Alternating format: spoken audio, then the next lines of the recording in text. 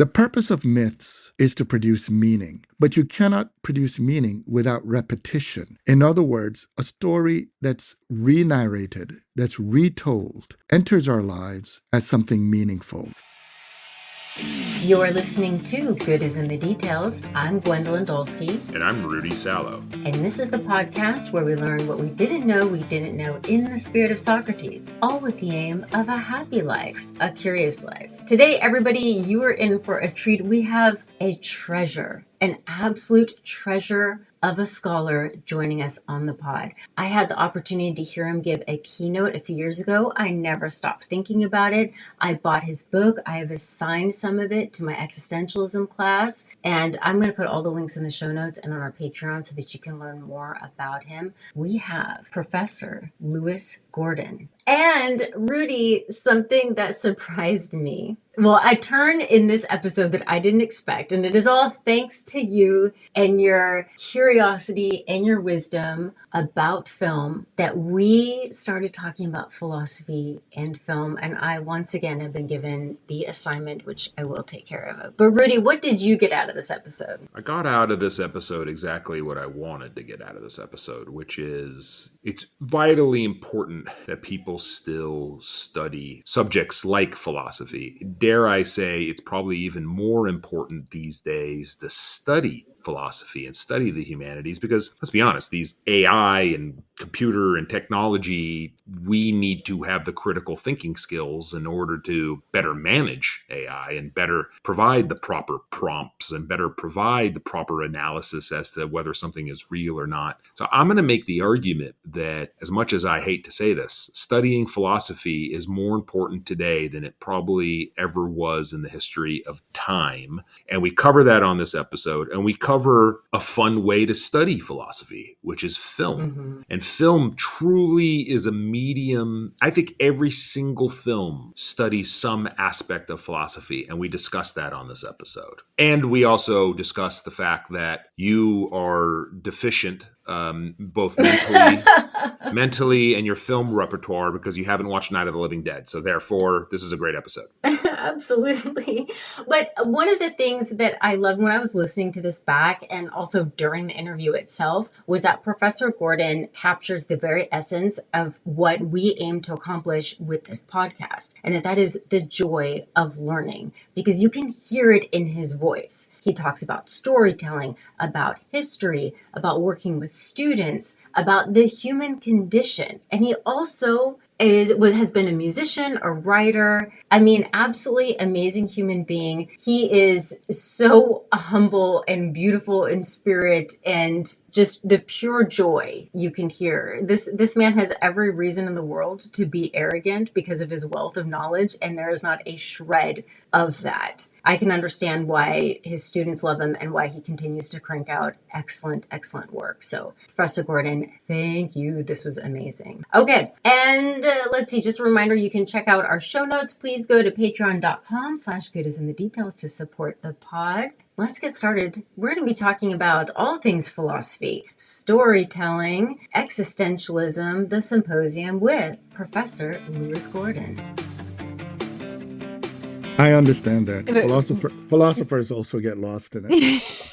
It's because wait a minute, aren't you the head of a department at UConn? Did we just get you on record saying that philosophers get confused? How's that? Can we flesh that out a little bit? Sure, because they're philosophers. Well, there are several reasons. One of them, of course, is the obvious, jargon, right? One of the uses of jargon is very similar to the way, say in mathematics, you use certain symbols or certain formulae. They're shortcut, but the thing that some people who use jargon don't understand is their shortcut is something that's an internal language, and people outside will find that very difficult. So I usually explain to my students that don't try to sound smart, because ultimately, first, that's the surest way to sound dumb. But the second reason is because when you learn something a lot, what you think is simple is very difficult for a lot of other people. So it's a good idea to do your best simply to speak clearly and accurately. In other words, to speak with precision. The other thing, of course, is that there's an economy of smartness. There are people out there who think, let's face it, when you're an academic,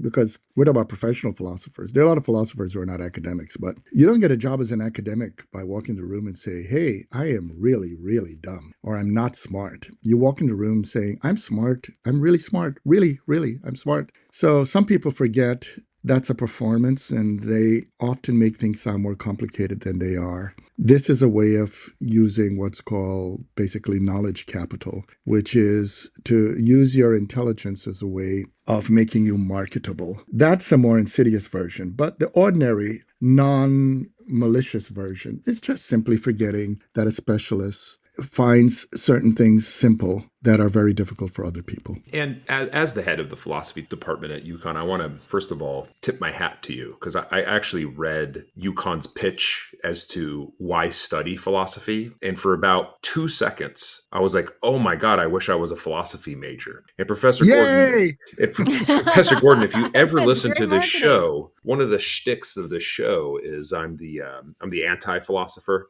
I make fun of philosophy. I don't like the fact that you people don't ever answer questions. You just like to ask questions and all this type of stuff. But then, I got to admit, I'm not kidding. That write-up was phenomenal. And I thought, wow, they're right. Like today seems to me in these crazy tumultuous times that we're living in, philosophy can both help get you through your day and it'll help differentiate you for the future where everything is being run by robots and AI. But philosophy teaches critical thinking skills. And that's where I think is going to be the most important set of skills for the future for students and people to differentiate yourselves. I mean, obviously, it's self-serving, but it is my way. Is my way of thinking about the power of philosophy and how it's way more important today correct? Are there any holes in that argument? I'm curious what your thoughts are. I absolutely agree with you. That's a very straight, direct answer. I mean, look, one of the things that we should take seriously is that humanity needs to start talking to humanity again. And the reality is, one of the beautiful things about philosophy, and I say this as somebody who, whenever I teach philosophy, particularly to first-year undergraduates, I basically try to explain why I fell in love, in a nutshell. And that ultimately in life, so much of life is about love. It affirms your reason to get up in the morning. It connects to how you can go to bed with a sense of belonging, dignity, and value. Many of the things we try to communicate, when we try to communicate, we really try to reach one another. That's an act of love. And when we try to push people away, we try to cut them off and make them degraded. That's hate, but ultimately it ricochets back. It's in a way avoiding ourselves. So for instance, when I teach my philosophy classes, I actually begin not where people would think, which is 2,500 years ago in ancient Greece, though that's a beautiful place with which to begin. But I begin 4,000 years ago in ancient Kemet, which later, about 2,500 years ago, became known as Egypt. And I start with a story about a peasant. He's called a peasant. It's a technical term, but he's not exactly a peasant. He's a person of very simple means trying to go to a market to sell his goods. That's all he's trying to do. And a very corrupt official basically finds a way to steal his goods. And he goes to complain about it. And each effort to do this leads to him being beaten, ridiculed, spat on, etc. But he keeps trying. And that is well known as, his name was Kunanup, and it's the story that's known as the story of the eloquent peasant. And in the story, what happens is each time, at first he starts very politely. He says, great, esteemed officials, blah, blah, blah, this is what happened to me. But as it progresses, he begins to become rather biting in his language. But in it, he explains the importance of a society having a healthy relationship with its members. He explains the ancient concept of what's called mayet, right? And mayet, which is often erroneously translated as simply justice, it's more than justice. It's about a kind of affirmation and balance and justice through which people are able to live livable lives. In other words, it's making things ultimately right. What he doesn't know is that he is so eloquent as he articulates this, that the Pharaoh and the other officials basically said to help out his family, but keep him coming so the scribes could write down everything he says. And it finally reaches a fever pitch where he thinks, if I go one more time, I'm going to be executed. But he goes anyway, and he gives a speech and basically lays his head down and say, you could chop my head off, but this is the truth. And that's where he is informed that the people who stole his goods, the people the individual who humiliated him, actually, the decision was made to transfer all those goods to him, for his family to be in good shape, et cetera, et cetera. In other words, an effort to restore balance to the society.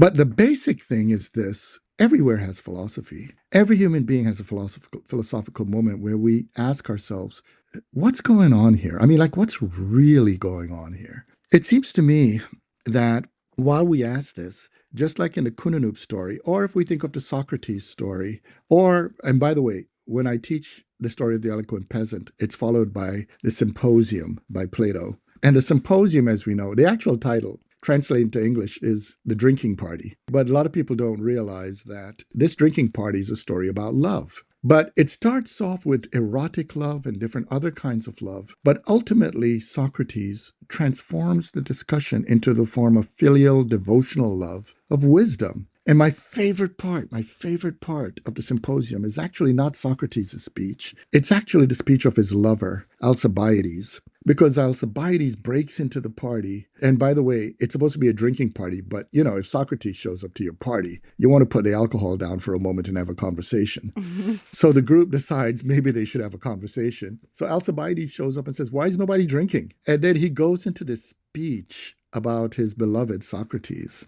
And in that speech, what I love about the speech is not only its breathtaking honesty, but Socrates was not a physically beautiful man. But what Alcibiades points out is that although externally Socrates was not physically beautiful, if you get to know him as a person, his beauty is so powerful that it's intoxicating. This is a great allegory of philosophy because you see, and life really, because you may initially encounter the difficult, but if you have a critical perspective, if you can begin to ask and think from different points of view, you can see a beauty that could be enduring, captivating, some may say. It could be one that makes you flourish. That way of looking at philosophy is a way of understanding that it is something that is connected to fundamental elements of our humanity. Elements about freedom. For instance, even the word school is from skole, which means leisurely time, away from exigency to devote to uniquely human things. It can connect to notions of dignity. It could connect to a variety of other elements. But of course, a crucial one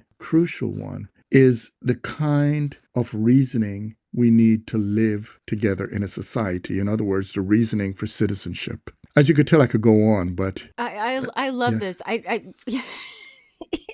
I'm just thinking, Rudy has complimented me about giving eloquent answers. And Louis, you just put my lecture on the Symposium to shame because I have described Alcibiades. I love Alcibiades as well, but I have described him as the drunk texter of the evening. That after this, so now I'm embarrassed. So you've got Socrates giving this beautiful speech of a speech. And I've always found it to be so interesting that from the very beginning, we're already on the outside. We're hearing a story of a party about love. And then the top, the pinnacle, is a story of a story. And to me, that says so much about how we grapple with a conversation about love, that it's not just straight reason like the other dialogues, but it's almost as though we need to loosen up, to let go of the reason in order to get to the point to understand love. And then after we have the pinnacle of it, we've got Alcibiades bust into the scene wasted and everybody, well, maybe I shouldn't speak for everybody, but it's had that moment where you could be reading Shakespeare's sonnets all day. But then if your lover leaves you, you are Alcibiades at the end. Like that is just the human condition that I think is so brilliant. It's an absolutely brilliant. I love that. I love that piece by Plato. The other thing in it that's also remarkable, I mean, it's, because we have a short time, I didn't initially mention this, but there are certain peculiar things. I studied a variety of things in addition to philosophy. I also studied classics and all kinds of other stuff. But one of the things that's really striking is that when the dialogue begins, the flute player is sent out, and that's a woman. Mm-hmm. So, and normally they would drink, and to put it bluntly, she's a sex worker. Now, because they have decided not to use the sex worker, it's just going to be men. they go into this dialogue, so to speak, and they're saying all kinds of disparaging things about women, and they're valorizing male-male relationships, etc. So then the Mac Daddy man in the room, Socrates, comes and announces that he learned philosophy from a woman, Diotima. Mm-hmm. And that's one of the important ruptures in the story, as he talks about how he learned. And Socrates is also demonstrating something really crucial, both for love, but also for philosophical insight, which is humility. In other words, Diotima humbled him. And the word humility, as we know, has links with humanity, because, it's humus. It means earthbound, like in the soil. So Socrates actually raises this question of humility, and at a rhetorical level, it is rather interesting, because it is important that Alcibiades first comes in pissing drunk and so forth, because as we know, it's the festival of Dionysus. And the festival of Dionysus is basically when those great plays were, from, the Aeschylean plays to the Sophoclean plays, all the way to the Euripidean plays and the satyr plays, all of these things were going on. But the namesake, the festival of Dionysus was the god of wine, woman, intoxication, music, etc. And that's an androgynous god. So technically, it's not a god or a goddess. Already within this framework, the subtext of woman is there. And one is supposed to drink and, celebrate all of this going on. So the effort to block the moment of woman and the moment of drinking is also an assertion, as Nietzsche would put it, of the Apollonian moment, when Apollo is going to step in and say, we're going to be just reasoning, rational guys. And by the way, in my work, I separate rationality and reason. They're distinct. But that's another, I digress. The thing that happens at this moment is that when Alcibiades breaks in and he is drunk, he's reminding us that this is the festival of Dionysus. He also comes in because he's also pissing drunk and so forth. He is also raising the question of the dangers of avaricious pursuits of another. So the first part of his story is all about an effort to seduce Socrates. But the next part of the story is when he realizes seduction elements aren't working, where he decides he's going to, learn some philosophy to see if he could now speak with Socrates. And as he's studying all this philosophy and getting into it, he's falling in love with philosophy. But here's the brilliant meta, right? And meta just means the theory about the theory. The meta critique is Alcibiades is at this moment, right, is telling the story of falling in love with the lover of wisdom. So Socrates is in love with the pursuit of wisdom. Alcibiades falls in love with Socrates. So the whole thing becomes the love of the lover of wisdom. So it becomes an allegory of falling in love with philosophy as well, through falling in love with Socrates. Wow. I'm looking forward to sharing this with my students. One of the reasons it's exciting for me to have a chance to talk with you is because I had a chance to hear your keynote at a conference. I think it was a connection between Simone de Beauvoir and was it a Caribbean philosophy conference? Does that sound in DC, maybe in 2019? Does that sound familiar with Peg Simons? And so I've had two kind of aha moments that I can think of in my course of studying philosophy. And one of them is my first year of graduate studies. I asked my thesis supervisor, are there any women philosophers? Now, this is the late 90s. And but I didn't even know if there was such a thing. I didn't know.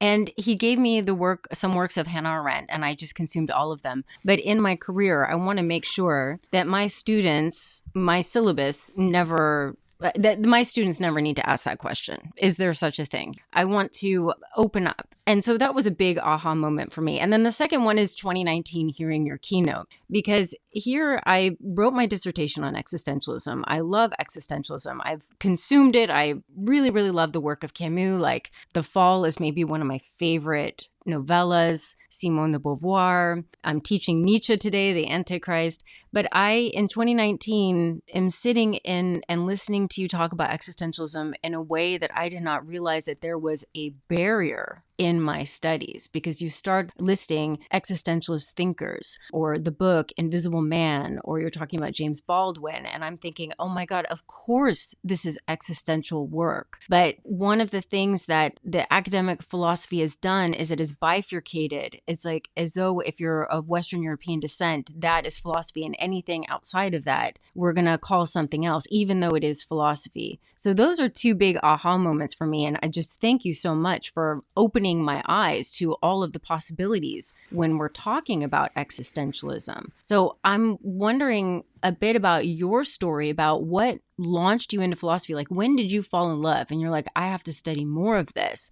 And then where did your trajectory to where you are now, like, what did you read that kind of made you want to focus on like Afrofuturism, existentialism, distinguishing between freedom and liberty, Eurocentric mentality? Where is the trajectory of your thinking? Well, one of the funny things about falling in love, as many of us know, is that you keep falling in love all over again. When you've fallen in love with a person, for instance, each time you open your eyes and see that person, it's a renewed dimension of that experience and that relationship. And I could say this in ways that connect to what parents may think about when they first see their child, all the way through to the last time before the parent themselves pass away. But I've been asked this question quite a number of times, and I mentioned this prelude because when people fall in love with philosophy, they don't initially, or any area of thought, they don't initially know that's what they're doing. As I reflect on this issue, I actually have a memory of the moment I fell in love with philosophy, and I didn't know it was philosophy. But it is the way of talking about philosophy called wonder. Mm-hmm. And that was when I was about 3 years old in the island of Jamaica. This is before light pollution. I was walking with my uncles at night because we were going to an area near the mountains or hills because, Jamaica is small. We took a shortcut through a football field in the U.S. known as soccer. So it's really big and it's really dark. And we were walking for a while, so we took a moment to lie on our backs on the grass. When we did that, I looked up, and you could imagine without light pollution, looking at the night sky, looking at the awesome constellation of stars and how vast it is, and realizing how extraordinary it is that something so tiny, something seemingly, and mind you, I was a child, but I realized how absolutely awesome and huge the universe, and today we'd probably say multiverse, was right before me. And the idea that little tiny me and my uncles could see that. It was as if this extraordinary gift was just handed to us. And it left an indelible mark on me. I remember the next day looking at even sidewalks and thinking that for them to exist, to have even any kind of here-ness to them, presence, they also seem to have a sound. There's a way in which existence vibrates and has a kind of coda, something later on string theorists talk about. So at that moment, I just couldn't get enough, wanted to learn a lot, figure everything out. So that's one instance. Another was when I was in my early adolescence, there was a school teacher who handed me, her name was Miss Fairman. She handled me, well, there are two school teachers. One was in the 7th grade, a school teacher called Mr. Serqua. He was a school teacher, a social studies teacher, insisted we read the New York Times every morning so we could discuss it. I explained that I really was just too poor to purchase a newspaper a day.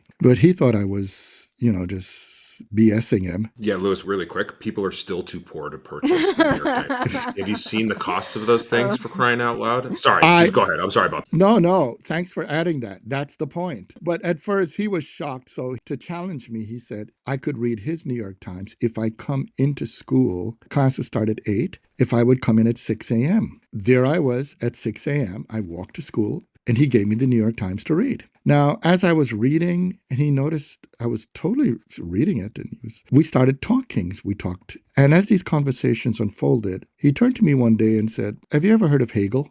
Mm-hmm. And then I went into Marx because he wanted to teach me philosophy of history. Even to this day, when I teach my doctoral seminars on Hegel or on Marx, it's actually from being a 12-year-old kid talking with this social studies teacher who was so dedicated as a teacher. He left where he lived at 3:30 in the morning because he actually lived outside of New York City to be there for us. The other one was Miss Fairman, who, seeing the kind of things I did, gave me a copy of the autobiography of Malcolm X. Malcolm X, in that text, talks about quite a few philosophers, including Spinoza. But even earlier, when I was in the sixth grade, there was a teacher by the name of Miss Dominy who saw my love for writing and ideas. So she created a whole section where I would do a whole lot of research on my own. When I finished the sixth grade, this woman gave me an entire set of encyclopedias. That was an extraordinary period. So that's another moment. But again, I didn't see it as falling in love specifically with philosophy because I didn't know it as philosophy. Because at that point, I was a musician too. I was playing jazz in New York. And what's cool about jazz musicians, I got to know a lot of old jazz musicians. You go to their homes, they have a lot of books. So you'd play music and you'd read books. They also have a lot of philosophy books. So at a certain point when I entered university and I didn't plan to go to college. What happened was I had a girlfriend who was in college and I was playing a lot of music and I thought if I was going to spend some time with her, and thank God at that time, New York City, with open admissions, you could just register. You just had to take a test to see what level you were. And I did it. I scored very high. So I decided that since I was there a short time, I'd just take 8 classes a semester. I just took whatever I liked. As I was taking these classes, I kept going. And when I went to register and I ended up in a special honors program called a scholars program, the registrar said, "You have no major. You have a lot of credits, but no major." I said, "What do I have a lot in?" And it turned out to be in philosophy, classics, political science, physics. And I said, "I'll take those." And that started it. So at that moment, I was just reading so much of it. And the way I saw the world of philosophy, the ideas was very different. But connected to your question, I should add the experience of being born in an island of just predominantly Black people did not at all instill in me the idea that Black people don't think, Black people are not creative, whether it's authority figures or base figures, people who do wrong things. There were many people who were brown, Black, East Asian around. And being in the Bronx at the time I was in the Bronx, it was similar. Everybody around me in the areas I was in were Puerto Ricans, U.S. Blacks, Caribbean Blacks. There were also Italians that's a whole complicated story because New York is a very racist, segregated city with a whole lot of conflict and violence. But in the midst of it, one of the things that was great was that the way I pictured a lot of these people was very different. And in the process, I'm talking about the people I was reading, the way Malcolm X would just point out that Spinoza was a Sephardic, descendants of Sephardic Jew, folks from Portugal and Spain, who were people who at that time were called mulattoes. In the process, it struck me that there is so much out there to learn that I constantly found myself encountering people who thought too narrowly. So within that falling in love moment, I began to realize something, that ideas not only make you grow, and this is the next stage of falling in love with it. After I was an undergraduate, there were some things I did. I'd studied law. I took basically the per diem test to be a high school teacher in New York. I ended up creating a program for young people nobody wanted to teach. It was called the Second Chance Program. That program was a program for young people, adolescents. I was told they were so difficult that if 10% of them could achieve a secondary school diploma, it would be a success. Anyway, our program ended up being 85% successful.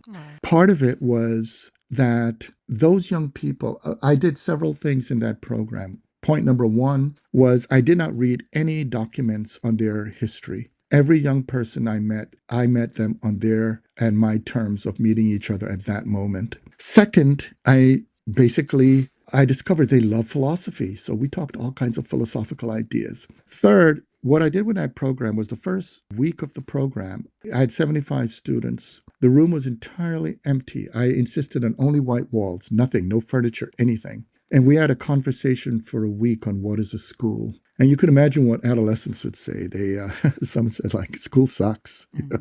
Or I hate school. So after they talked a while, I said, the word school is from the word scole. It means leisure time. And, you can imagine adolescents are like, say what? And I said, yeah. And it means you have time away from just trying to survive to devote to uniquely beautiful things or human things, or whether it's sports, whatever, just free time to grow, to devote to things. So we started a conversation and eventually it led to the obvious, which is, why don't we have any furniture in here? Why don't we have anything in here? And we said, well, what should we have that's conducive to learn in a way that exemplifies our value, our worth, our joys, and what should we learn. So what happened was each of the young people began to think about how to set up the furniture. We designed. One of them was a graffiti artist, so he decided that the walls should be a mural. He made a mural. And after we redesigned all the rooms, then we had a conversation. What should we learn? And it's rather interesting when you speak with young people at that time. I can't speak for today, but because of all of the influences of social media and all, but at that time, they began to talk through these things, and we developed a curriculum. So these so-called difficult kids who didn't want to learn were reading stuff like, for instance, Hannah Arendt's The Human Condition. They were reading The Symposium. They were reading Rousseau. They were looking into all kinds of interesting questions of how to think about this thing that was being developed called computational theory. One of the kids who was she wouldn't speak at all. She only wrote poetry. So to get her to speak one day, I went and put on the board the worst poem I could imagine. I pretended I needed help with a poem. And she said, to make me stop, she went up and revised the poem. But it turned out that she was a math whiz and she didn't know it. She ended up learning all high school math within 2 weeks, became a TA because the math teacher was excited about new developments in computational theory, and she helped him. She ended up going on to Stony Brook to study mathematics.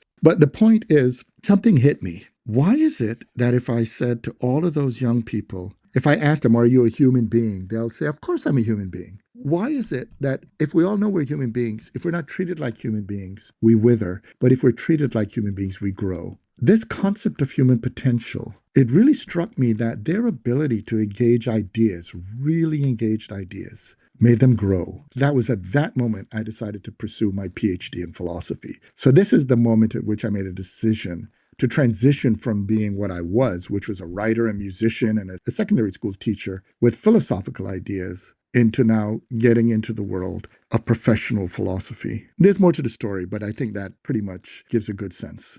Something that I noticed about something from your resume and a lot of the other academic philosophers that we've had on the show is there's always some kind of film connection with philosophy. It seems like, and I don't know why it's taken me this long. I mean, I've been on this show now for 5-6 years. I've been studying film literally my entire life. I've just done it on a more deep level in the past 5 years. But something struck me recently, and it could have been that the Oscars were on Sunday night. I didn't really watch any of the films this year, but just thinking about films and the type of films that win Oscars. Like, I know film enough to be like, well, there's the films that go out there and they make a lot of money. Those are the blockbusters. Those ones are typically not elevated for Oscar nominations. And then there's the indie films that dominate like the Oscars, right? So like when you talk about blockbusters, sometimes there's some type of philosophical questions there, but not that many. But then when you look at independent films,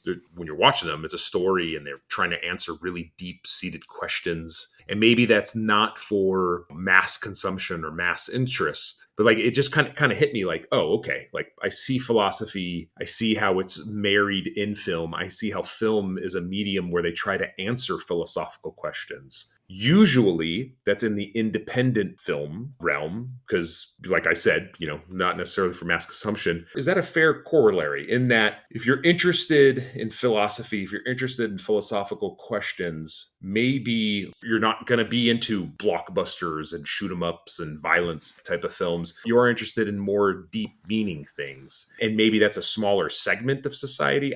I don't know. I'm not 100% sure where I'm going. And basically what I'm saying is, are the type of people that are interested in philosophy the same type of people that are interested in independent film? Is that just too small of an audience there for that to provide like mass consumption of both philosophy and independent films? I'm trying to marry the two there.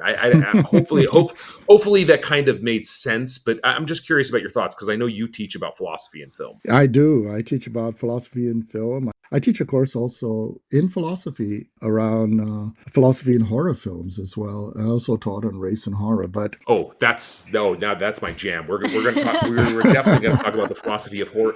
Gwen, you didn't tell me that. We could have had Dr. Gordon. We literally could have had an hour to talk about the philosophy of horror films. I love it. I was thinking the same thing, Rudy. I was thinking the same thing because it's a line from one of his essays. I think it was one of the lines from one of your essays. It didn't have to do with film, but it was a question of something like, can you be black and human or black and a person? And the reason that line stood out to me is because I'll teach the Stepford Wives to my philosophy of sex and love class. And in Stepford, you cannot be both a wife and a human. It's not possible. And then Jordan Peele's film, Get Out, took up the mantle, except with the question of race. And so then when I saw that question, an essay of yours that did not have to do necessarily with film, it was making me think about how Jordan Peele and Ira Levin teased out that question in this visual format. So yeah, I would love to know more about, film and philosophy and the horror genre. What say you, Professor?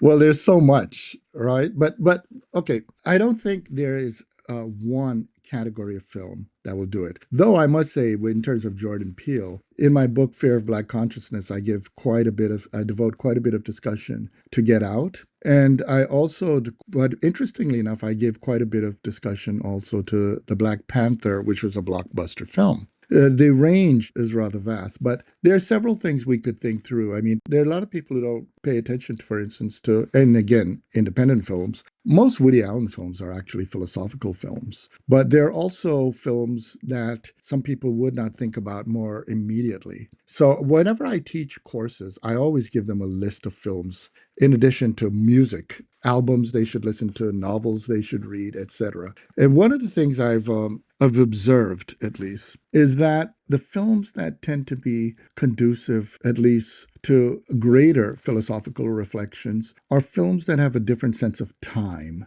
In other words, there are two extremes. One of them, of course, is comedy. Comedy, there's so much philosophy in comedy. I mean, in fact, today, some of the best philosophers, in my humble opinion, are comedians. And part of that is because comedians are so phenomenological. Comedians are looking at the moment in which we take ourselves so seriously that we fail. So this is a way of having us look at ourselves in a way that both enables us to laugh, but also for us to ask ourselves, oh, wait a minute. That could be me. The other ones, of course, the historic examples would be tragedies, dramas. But the thing about tragedies and dramas is that melodramas fail to meet the test of some of the more philosophically interesting forms of drama because, you see, the interesting part of classic drama is that your innocence may be irrelevant. In other words, one of the tragedies of existence is that being good does not guarantee that you will not suffer. We see this not only in something like Heracles, one of the great classic heroes who ends up through a mishap killing his family, but we also see it in Shakespearean dramas, but we also see it as well in some of the more brilliant work coming out these days. I, as a child, loved horror films. What I loved about horror films is the extent to which they raised the question not only of what you would do under those circumstances, but it also creates the question of exploring what it means not only to be human, but also what happens when you lose your humanity. And yeah, I was thinking a little ahead as a child, but when I teach my horror films courses, for instance, one of the absolute greatest horror films has to be the 1968 Night of the Living Dead, because it completely changed the genre. Oh, Dr. Gordon, really quick. I'm sorry, sir. I don't mean to interrupt again. Gwen, this is what Oh the no! In 10th 5 time years, on I've this promised to podcast watch where it. I haven't yet. This is the 15th or 30th time when Night of the Living Dead has come up. Have you This is a watched it? shame-filled episode for me. I screwed up Alcibiades. I haven't watched No, this this is. I classic horror can't believe flick. that. You got to see Dr. Gordon. you got to see the Dr. black and Gordon's white right. version. Yeah, you got to see the black and white. The You have to see original. the original. You don't understand the pivotal moment in both film and horror film that film is. I mean, no one wants to hear me talk about it. I want to hear Dr. Gordon talk about it, but I want to admonish you again on the show for failing to watch it. Dr. Gordon, will you please tell her that she must watch it? Gwen, you got to watch. Well, now I have Right? to. And let me give you a pitch too, just a little pitch about this film, right? First thing, one of the reasons it is the film in what we could call nihilistic horror. You see, most horror prior to Night of the Living Dead had a very simple formula. Monster pops up, monster must be killed by sunrise. End of story, okay? Pretty much most horror film. Monster usually takes the form of going after usually a young woman, which enables a form of masculinity to assert itself by protecting young women, but through killing monster again before sunrise. Well, in Night of the Living Dead, sunrise comes, and not only are the monsters not killed, but the person who spent the entire night fighting off monsters, okay, is mistaken as a monster. Mm-hmm. This is a really, really profound thesis about dealing with the society we live in today. And to make the point even more complicated, the people who were making this film they wrote the script, but they weren't thinking of the characters racially. What happened was when they were basically interviewing people for roles, right, when they were casting, suddenly this very tall black man walks into the room and auditions. And they look at each other and just said, this is the guy. This is the lead. So what's interesting, everybody reads it as a racial allegory, but it wasn't actually selected on the basis of race. And this is one of the things that's so profound about this film. And there's so many other elements. The problem is if I keep talking and you haven't seen it yet, I'll be doing too many spoilers. No. I know what we're going to have watch to do. it. You need to come back. You, sir, are coming back on the show, and we're doing the philosophy of the Night of the Living Dead. Would you be okay with that? I would be happy to come back to have a conversation, even if it's just that film. But to give you a sense, some of the films that I recommend for my students to see, Lena Wertmüller films are absolutely worth seeing. Right? Not only Swept Away, but The Seven Beauties. If you don't know, Lena Wertmüller, I mean, her films are in Italian, but she's a German filmmaker who is just absolutely brilliant. You brought up earlier the fact that sometimes when we talk about these issues, there's a tendency to ignore the complicated world through which, how can we put it, women are erased. But actually, even if we deal with ancient philosophy, I talk about people such as Lady Pressahet all the way, not only to Simone de Beauvoir, but when I teach existentialism, I also include Simone Weil. But if we come to this film, if you see The Seven Beauties, there's a Bollywood film called Three Idiots. Absolutely amazing, right? It's done by Rajkumar Hirani. Absolutely amazing film. Charles Burnett's Killer of Sheep. These are indie films. But again, look, the Coen brothers, No Country for Old Men is a film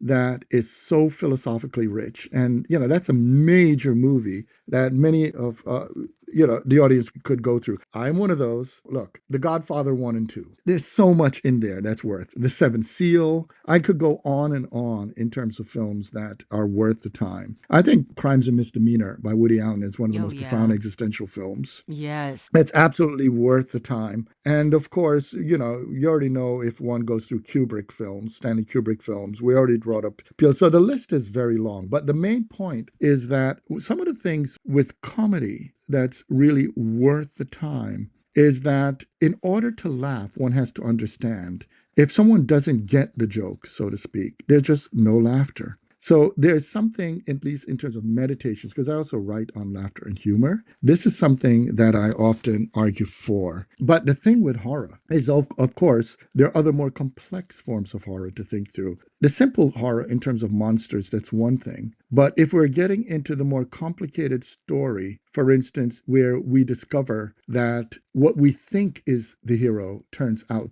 actually to be the horrific moment, those kinds of twists require the audience to have a concept called empathy. In other words, to see another person's point of view. I really encourage those. But it wasn't film that actually brought me to philosophy, although I loved film as a child. The story I already told, but it was also music. Our primordial language is actually music. Music begins with us in utero. Our first soundtrack is our mother's heartbeat. It strikes me if we weren't coordinated to that heartbeat, we wouldn't enter the world of communication with others. And from there, life has a soundtrack, and philosophy goes astray when it pushes us away from the underlying affective, rhythmic elements of life into the purely visual and inscriptive. Even when we read, we need to read in a rhythmic way. So all of those things, when they come to play in my writings, I actually argue that we should avoid a form of reductionism in which we look at one thing that's going to prevail over all the others as the doorway into how we can understand the world and one another, when in fact there are multiple elements at work. So for me, film is among them, but stories, I loved writing when I was a child, playing, and just figuring things out. And of course, science. And by the way, one of the funny things, if we think about the history of philosophy, it's crazy how much in many other societies, the fundamental point of departure into philosophy is actually an effort to make the world healthy. In other words, the physician. It's amazing how many early philosophers from Imhotep in ancient Kemet, so we're talking about, 5,000 years ago, or Lady Preshahet, one of the ancient philosophers was a woman who also was developing ancient forms of gynecology. Aristotle was a physician, we already know, Ge Hong in China, or Dao Hongqing. John Locke, we know, was a physician. Wilhelm Amo was a physician. Yeah. Even in the symposium, you have a physician. Correct. William James, the list is long. So Carl Jaspers, Frantz Fanon, on whom I've written quite a bit. There are many entries, but yes, the thing with cinema to bear in mind is that the moment at which cinema can suspend time for a moment where you think you are sitting down for a few minutes and it turns out to be a few hours, whether it's a 2-hour film or a 3-hour film, is a moment in which you enter, and I'm sorry, I'm getting a little technical here, but this is the moment at which I argue in my writings, you enter the subjunctive. And the subjunctive is the world of theory and philosophy. The subjunctive is when you use in language words like would, could, should. In other words, well, what would happen if that realm? It's amazing that we can be sitting here right now in 2025 in March talking about ideas from people who lived 3, 4, 5, 6,000 years ago as if they're right here with us right now. That is a subjunctive. The subjunctive, a good film, is a film where, although the film is over, it haunts you in the positive sense of haunting because it has entered your repertoire of how to think and move through the world. And that element of it, I think that when a film is good, whether it's a horror film, whether it's a comedy, whether it is something like a profound drama, even a musical, that is something that I think we should not only treasure, but also we should integrate in our philosophical discourses. Yeah, it's how do I say this? Okay, philosophy for people that are not smart like myself is so because you guys use these big terms. Or hold on, I'm playing a role here. All right, just let me act. Okay, I'm a great actor. You use these big terms like existentialism and utilitarianism and all these terms. Okay, right? I'm bringing us all the way back to our initial question and road that we went down. There's these terms that quote unquote common man like me are not used to and don't use every single day. That's fair, right? What I love about philosophy and how it is conveyed in film is you can use visual film, you can use a story to explain these high concept terms and works of art and ancient teachings and say, okay, look, like here's an example of somebody going through an existential crisis. Here's an example of utilitarianism. Here's an example of this. Here's an example of that. It's almost as if there would be no film without philosophy. People have this desire to tell these stories, to get that story out there, to have an impact on the world. That's where I see you cannot divorce philosophy from film. And I could see why, when you open up any kind of a catalog for a college that has philosophy as a major, there's always some philosophy of this film or philosophy of that film. This is just my thinking, and you're the head of a department. And I'm just curious if like I have these concepts right about how you cannot divorce philosophy. Well, they're two separate things. Like they are married together forever. They are married together, and they're married together in a beautiful way that's often overlooked. And what I mean by that is one of the things I'm happy about from having studied classics is I also study myths. And why I bring myths up is, most films are really myths. They're myths retold because what a film is trying to offer you is meaning. This is really crucial because you see, some people forget the importance of meaning and they attempt, as ridiculous as this sounds, to do philosophy without meaning. Now, when I look at a film, for instance, I'll pick a very popular film, Sorry to Bother You by Boots Riley. in Boots Riley, it's for everyday folks when they go and watch Boots Riley, they could see it and it's very meaningful to them. But when I looked at the film Sorry to Bother You, and I talk about it in my book, Fear of Black Consciousness, one of the things I point out is what I love about watching films is today many people are not introduced to the myths first. They're introduced to the cinematic interpretation of the myths. So I start from where they're at, and then I take them back to the original myths. But it enriches the understanding of the film. So if you were to see the film, for instance, Sorry to Bother You, one of the things that many of the people who watch that film don't realize is that it's a retelling of Pinocchio. Pinocchio, as we know, is the story, a puppet that wanted to become a real boy, a person. But in Pinocchio, they end up on the Island of Toys, or, there are different versions of it, particularly the Disney version, where it turns out that they're being transformed into donkeys and sold into slavery. So Pinocchio, many people don't realize, is also... Oh my goodness, okay. Wow. Yeah, it's a story about also enslavement. And of course, you're going to talk about slavery because, of course, slavery is about dehumanization. And Pinocchio wants to become a real boy. He wants to become a human being. So if you're fighting against slavery, you have to fight for humanization. But of course, not only the Disney version, but the original novel was a retelling of another story, which is an ancient Roman story, which St. Augustine renamed the Golden Ass, which means donkey. But basically, in that story, it's about a fellow who wanted, again, to have access to magic to become a real something, but through rubbing on the wrong ointment from a witch, is turned into a donkey. And he's constantly sold into slavery.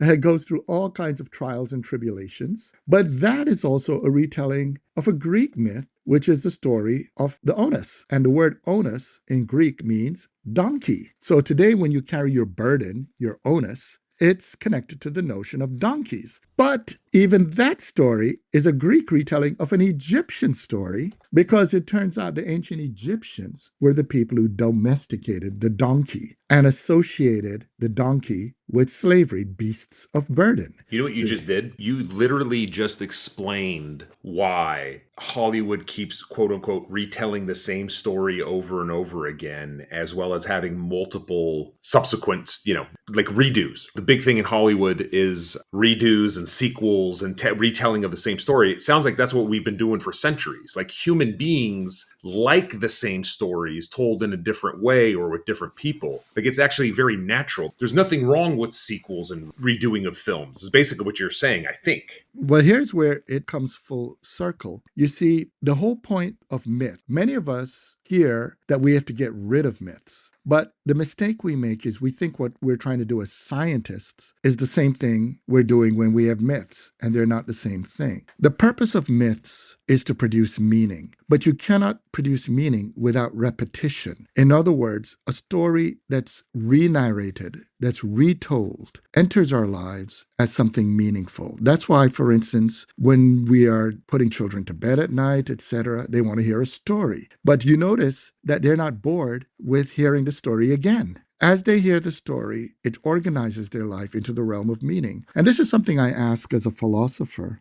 which is, you see, a lot of people who think that you can have theory, and theory is very visual. In fact, the word theory is from theorein, which means to see or to view. It's even more complicated as I tell the story, because I actually argue it's a conjunction of Greek and Hebrew and Meduneter terms, because the aura in theory refers to light. And the metaphor there is you can't see without light. Light has to be turned on for you to see. So that's why it's connected to words like theater. But here's the thing. Even if the light gets on, if the stuff on the stage have no meaning for you, you can't see them. In other words, we cannot see or understand without meaning. So the idea of separating myth from our life and still be able to understand and learn and be scientific is absolutely bonkers. What we need to understand is the mythopoetics. In other words, the underlying repeating elements of meaning that enable us to understand what is around us. And this is why something happens like what happens when my kids were little. When my kids were little and we'd go to a movie or we sit down to watch a movie,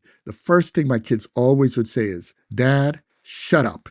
Oh And the no. reason is, and the reason is because under 3 minutes into a film, I know the entire story. Because among my areas is I spend a lot of time studying ancient myths. So within seconds, I tend to know what mythic story is being told. Wow. So for me, the issue when I watch a film is not what happens, it's more enjoying the journey of getting there. And how are they going to tell this myth? You see? But, by the way, a film I highly recommend that as a philosophical film is a beautiful Icelandic film that came out last year called Touch. It is such a gorgeous, beautiful piece of storytelling. But it brings up this point about myth and speaking and love, all the elements we've been talking about. So when I bring this point up about in knowing the myths, knowing what films are doing, it doesn't ruin the film necessarily. Because you see, as you said, film is also the visual story being told. And to tell a visual story properly, filmmakers have a challenge because they don't want it to be superficial, the purely external notion of visuality. You need to show something in a way that touches the heart. It has to be in the visual, the affective. It has to move your soul, make your blood tingle, make your feet move a little, make your heart skip a beat. These are elements, and this can be done through visual storytelling as well. But here's the point. It is crucial to understand that film ultimately, as an aesthetic form, and by aesthetic, what I mean is that which pertains to art and our senses, etc. It's ultimately first and foremost about meaning. It's not about a conflict about what is true or false, which is what the scientist or the philosopher tends to argue about. What film and music and poetry and food and conversations and all these things do is to bring meaningful content to what is happening when we're trying to figure out the world around us. So although the philosopher or the scientist may be concerned with truth or facts, what's the point of truth and facts if they have no meaning? Wow, that is a masterclass in looking at Wow. film. Professor Gordon, you're amazing. Yeah, looking at film and studying philosophy, and I don't know, I feel like these days, these crazy, crazy days, people are looking for more meaning. I really believe that. Everybody wants meaning in their life, I think. If this episode is not a reason to study philosophy, whether you're in school, whether you're like me, who really did not study philosophy, but realizes now that it's so important, I'm going to take it a lot more seriously as a result of this. So Yeah, thank you, thank Professor you. Gordon. Oh, thank you. Thank What a you. treat. What a treat. I think there's so much more we could do because sorry, there's a dog howling in my background, but is that how Actually, absurd. that was kind of cool. Yes. The dog was howling when we Yeah. talked about I horror. mean, that's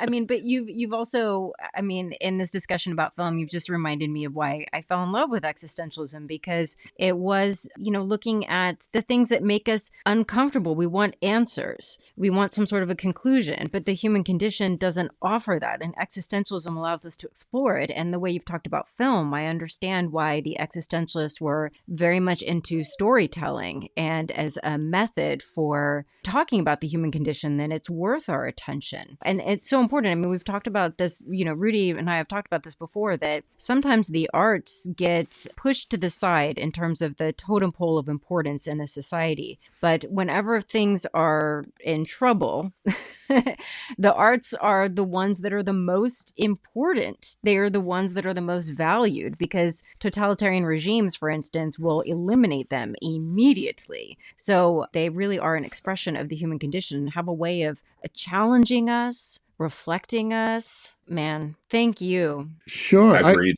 I got something Please, to say on that too, because you brought up totalitarian please. regimes. Well, the first thing is in my writings on art and in aesthetics, I totally say what you just said, which is I don't think aesthetics is a side area. I don't think art, the aesthetic dimensions of life, are secondary. And that's because, as I said, their task is the articulation, the production, the affirmation of meaning. You take meaning out of human existence, we'll get up and walk off of a cliff. Humanity needs meaning. But here's the thing. There are people for whom the meaning is something about which or of which they're afraid. Those people are often called, in clinical terms, psychopaths, and they tend to create an environment conducive for psychopathy, and those environments create sociopaths. When you look at totalitarian, fascist, authoritarian regimes, what they try to do is to create an environment that will force you into becoming a sociopath in order to survive. This is done through a mechanism of punishing human beings for exemplifying what is actually an ordinary condition of life. In other words, human beings could not be without one another. So they attack empathy. Empathy, the ability to see another person's point of view, the ability to be concerned about the suffering of others. They attack the idea of a shared world, which is through which you have meaning, in favor of a purely instrumental world in which you exclusively manipulate others. Within that framework, it then leads to another element of psychopathy and sociopathy, which is narcissistic disorder.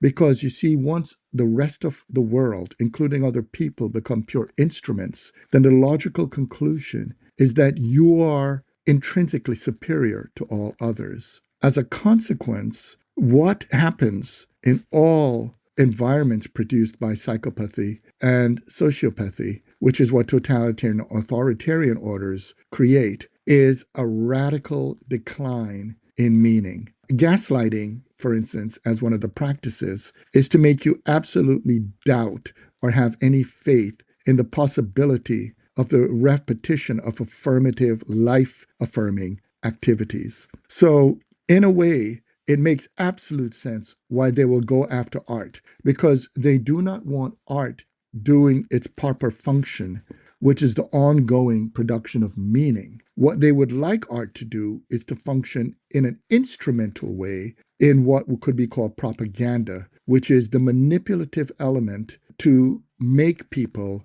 all right, limited in their imagination. There's more I could say on it, but as you brought that up, I just wanted to add that. And it's true. I love everything you say, and you need to come back because we need more time. I would be delighted. I would be delighted to come back, especially if we, I'd be delighted to come back, especially if we have that conversation on film, and by then you will have seen The Night of the Living Yes, Dead. and hopefully I don't have a dog howling in the background. But Professor Gordon, she has to watch it. Yeah, I am going to kidnap her. I'm going to force her. I'm going to tie her up, and I'm going to tell her to please watch this film. She refuses to do it, and now I just think she's doing it out of snacks spite. and a good drink. No. She's crazy, Gwen. No. Come on. Now, see it with friends, though. It's truly, truly scary. The remakes are not scary, mainly because the remakes don't get it. Right. And there were also things that were done by accident with that film. There were so many fortuitous things in the making of that film. One of them was they couldn't get the permission to do I Am Legend, which is a vampire novel. So the innovation that the screenwriter did was to change, because the plot needed to have creatures that, humanoid creatures that are consuming people, which makes sense with vampires. But in order to switch it, the innovation was to make them zombies. Now, here's the important thing. All zombie films prior to Night of the Living Dead, zombies didn't eat people. Right. Zombies were actually slaves. There were never plural zombies. Someone would animate a single zombie and enslave that, have that corpse as a slave. Yeah, like in White Zombie with Bela Lugosi back in 1933, which is one of the very first ones. Gwen, that's the whole point. Have you ever seen any zombie films at all? Because it all starts with Night of the Living Dead. Later, was that? Okay, I saw that. Yes, a zombie film which would not be around but for Night of the Living Dead. So you could see that's the film that changed zombies from slaves into consumers and became one of the great allegories of late 20th century and now 21st century societies under the current condition of not only pure consumer capitalism, but also what we're facing in terms of social media consumption. In other words, it in effect reminds us that we are becoming zombies. Absolutely. Dawn of the Dead, the one of the 1970s, was a big early take on American consumerism because it takes place in a mall. In a mall. Yeah. But your point is a good one, Dr. Gordon, in that I do wonder what the latest social media zombies and online, they need to make a new version. There's so much to be done. But watch it with a friend if it's about it being scary, but definitely. We're going to have you back on, period. Just say to Gwen right now, Gwen, I will not come back on unless you watch that film. Gwen, I will not come back on. Okay, unless you done. watch Done. that Now film. I definitely There you have go. to. You're an important man to her, Dr. Gordon. Me, I'm a nobody. But you, sir. No, you're definitely not a nobody. Good is in the Details is produced by Dr. Gwendolyn Dolske and Rudy Salo. Remember, everyone, you can check us out on Patreon for extra content and join our book club and support the pod. Patreon.com/Good is in the Details. And we'd also like to thank our sponsor, AvonmoreInc.com. It's that small bridge business that started in the 90s and grew to an international sensation amongst bridge players. Go to AvonmoreInc.com to get everything you need for your next bridge party. Let them know Good is in the Details sent you. Okay, remember, you can check us out on Instagram. We're also on Blue Sky and Facebook. Until next time, bye.